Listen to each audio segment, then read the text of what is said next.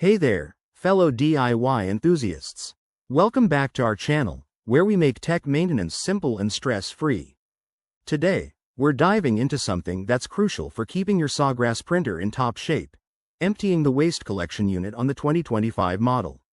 If you're dealing with error messages or just want to prevent buildup, this quick guide is for you. It's easier than you might think, and by the end, you'll feel like a pro. First things first, safety is key. Start by turning off your Sawgrass printer and unplugging it from the power source. This prevents any accidents and gives you a clear workspace. Give it a minute to cool down. If it's been running, waste units can get warm. Next, locate the waste collection unit. On the 2025 model, it's usually found at the back or side of the printer. Look for a removable panel or latch that says "Waste" or has an icon. Gently open it up and carefully pull out the unit.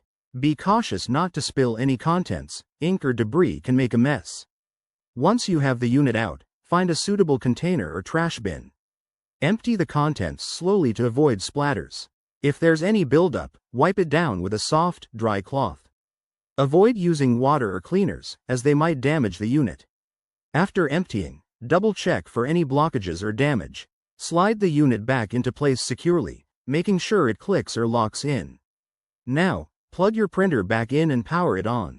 Run a test print to ensure everything's working smoothly. And there you have it.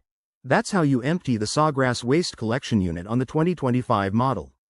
Remember, doing this regularly can extend your printer's life and save you from costly repairs. If you found this helpful, hit that like button and subscribe for more tech tips. Got questions? Drop them in the comments below. Thanks for watching, and see you next time.